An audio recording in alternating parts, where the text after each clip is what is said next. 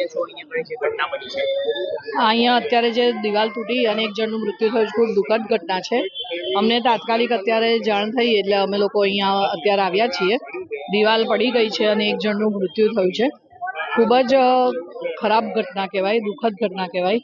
અને અમે લોકો પણ કમિશનર સાહેબને અને આ વખતે જાણ કરીશું કે જ્યારે પણ આવી આપણી સરકારી ઇમારતો હોય કે દિવાલો હોય કે કંઈ પણ હોય તો એનું તાત્કાલિક ધોરણ એવું પડે એવી હોય તો એ તોડી નાખીને એનું નિર્ભયતામાં એમાં સખત પગલાં લે અને એમાં એક્શન લે એવી રીતે કમિશનર સાહેબને અમે જાણ કરી છે.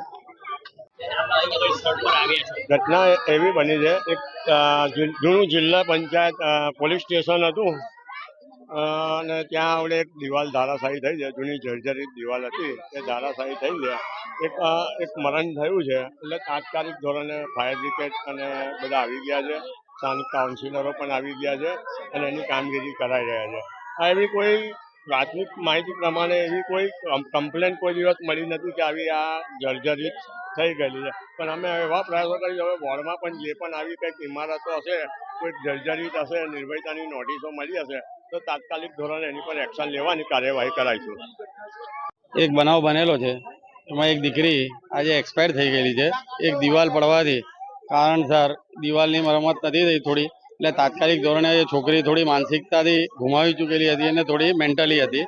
એટલે છોકરીનું દેહાંત થયું છે. આજે ગણપતિ વિસર્જન છે જૂની ઘડીનું, અને હાલમાં આ પરિસ્થિતિ થઈ છે. એની માટે ભગવાનને પ્રાર્થના કરીએ છીએ. પણ હવે ફરી કોઈ બનાવ ના બને એની માટે અમારું ધ્યાન તાત્કાલિક કોર્પોરેશન દ્વારા અને અધિકારીઓ શ્રીને આપવામાં આવશે. વિજલભાઈ વ્યાસ.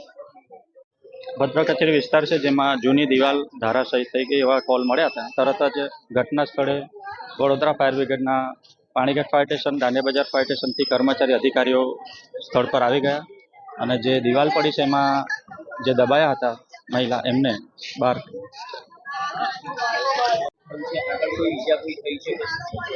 અત્યારે હાલ જે સ્થાનિક લોકોએ જણાવ્યું મુજબ કામગીરી કરી મહિલાને જે દબાયા હતા એમને બહાર હાલત કેવી હતી? હાલત ગંભીર હતી અને સ્થાનિક જે છે એમને પણ ખબર છે કે જે રીતે દિવાલ. અન્ય વાહનો બી દબાયેલા? હા, રિક્ષા એક હતી. આજે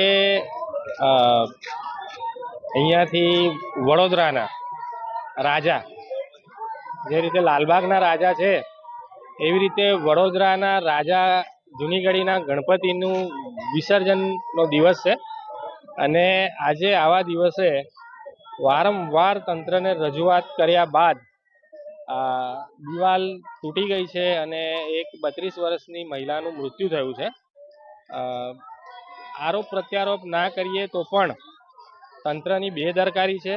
જ્યારે પણ આ રોડ પર સફાઈ કરવાની હોય ત્યારે વોર્ડ નંબર 14માંથી એવું કહેવામાં આવે કે આ 5 નંબરમાં આવે છે, 5 નંબરવાળા કે આ 14 નંબરમાં આવે છે. એટલે હવે જે રીતે ભાજપ સરકારની નીતિ છે કે ઘોડા ભાગી જાય પછી તબેલાનું રક્ષણ કરવું, એવી બધી ઝાંક પીછોડ થઈ રહી છે.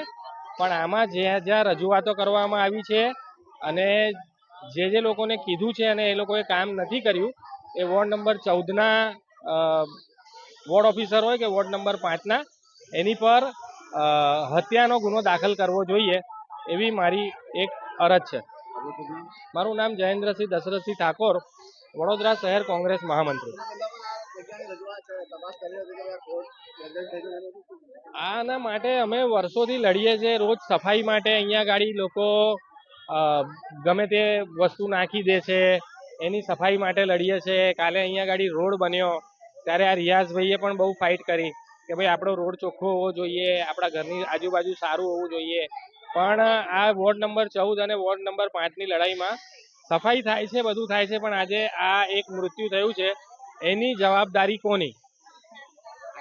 આજે આ એક અહીંયા જિલ્લા પંચાયત કો કે તાલુકા પોલીસ સ્ટેશન જૂનું કો એની એક દિવાલ પડી અને એક 35 વર્ષની મહિલાનું જે અવસાન થયું છે, ખરેખર દુઃખદ છે.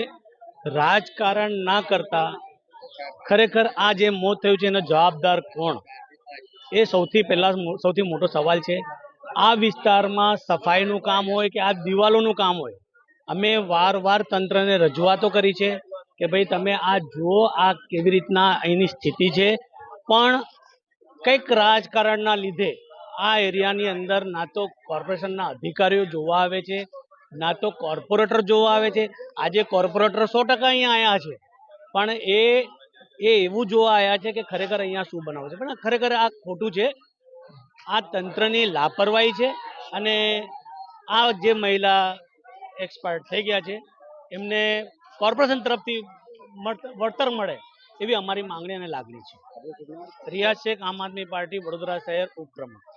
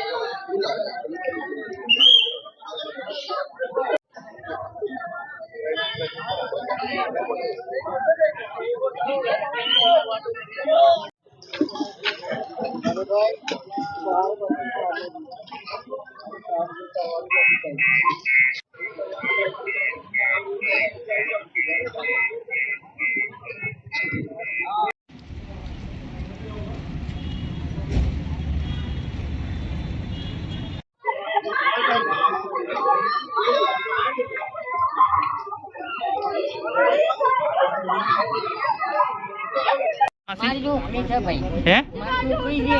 તો તઈ શું કરતા હતા? તઈ બેહી હતી, તઈ જ બેહી હતી. કયા ગાડી? એ ભદ્ર કચેરી પાસે. કેટલી ઉંમર હશે? એને 40 વર્ષ કરી. શું કરે છે કામ? કાંઈ ને બેહી રહ્યા, ખાલી એનું દિમાગ છે ને કલ્યાણમાં અંદર હતું. શું નામ છે? એનું નામ ચંપા છે. એનું નામ ચંપા. આ મરી ગઈ એનું નામ. ચંપા. હા.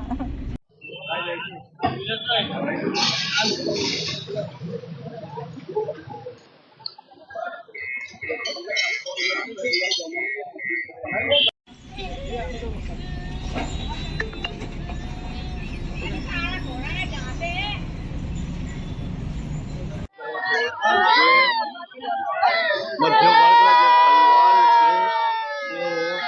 છે જે આપ જોઈ શકો છો કે